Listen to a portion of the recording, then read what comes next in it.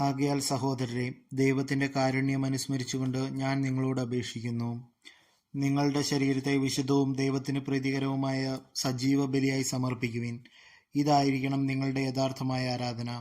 നിങ്ങൾ ഈ ലോകത്തിന് അനുരൂപരാകരുത്, പ്രത്യുത നിങ്ങളുടെ മനസ്സിന്റെ നവീകരണം വഴി രൂപാന്തരപ്പെടുവിൻ. ദൈവഹിതം എന്തെന്നും നല്ലതും പ്രീതിജനകവും പരിപൂർണവുമായത് എന്താണെന്നും വിവേചിച്ചറിയാൻ അപ്പോൾ നിങ്ങൾക്ക് സാധിക്കും. എനിക്ക് ലഭിച്ചിരിക്കുന്ന കൃപയാൽ പ്രേരിതനായി നിങ്ങളോട് ഞാൻ പറയുന്നു, ഉള്ളതിലധികം മേന്മ ആരും ഭാവിക്കരുത്. മറിച്ച് ദൈവം ഓരോരുത്തർക്കും നൽകിയിരിക്കുന്ന വിശ്വാസത്തിന്റെ അളവിനനുസരിച്ച് വിവേകപൂർവ്വം ചിന്തിക്കുവിൻ.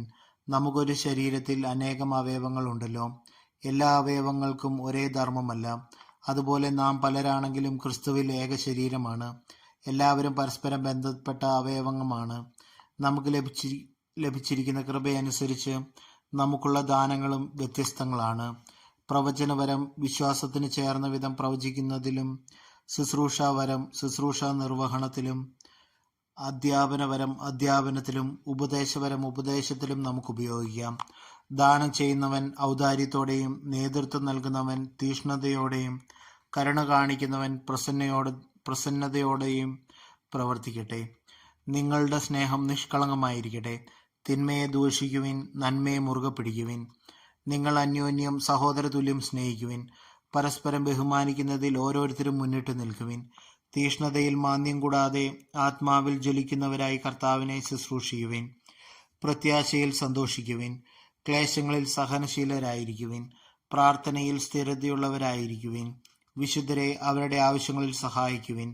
അതിഥി സൽക്കാരത്തിൽ തൽപരരാകുവിൻ. നിങ്ങളെ പീഡിപ്പിക്കുന്നവരെ അനുഗ്രഹിക്കുവിൻ. അനുഗ്രഹിക്കുകയല്ലാതെ ശപിക്കരുത്. സന്തോഷിക്കുന്നവരോടുകൂടെ സന്തോഷിക്കുവിൻ.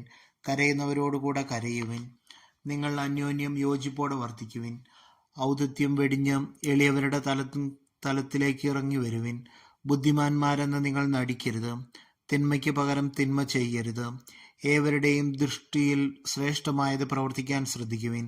സാധിക്കുന്നിടത്തോളം എല്ലാവരോടും സമാധാനത്തിൽ വർത്തിക്കുവിൻ. പ്രിയപ്പെട്ടവരെ, പ്രതികാരം നിങ്ങൾക്ക് തന്നെ ചെയ്യാതെ അത് ദൈവത്തിന്റെ ക്രോധത്തിന് വിട്ടേക്കുക. എന്തെന്നാൽ ഇപ്രകാരം എഴുതപ്പെട്ടിരിക്കുന്നു, പ്രതികാരം എന്റേതാണ്, ഞാൻ പകരം വീട്ടും എന്ന് കർത്താവ് അരുളിച്ചെയ്യുന്നു. മാത്രമല്ല, നിന്റെ ശത്രുവിന് വിശക്കുന്നെങ്കിൽ ഭക്ഷിക്കാനും ദാഹിക്കുന്നെങ്കിൽ കുടിക്കാനും കൊടുക്കുക. ഇതുവഴി നീ അവന്റെ ശിരസിൽ തീക്കനൽ കൂനെ കൂട്ടും. തിന്മ നിങ്ങളെ കീഴടക്കാതിരിക്കട്ടെ, തിന്മയെ നന്മ കൊണ്ട് കീഴടക്കുവിൻ.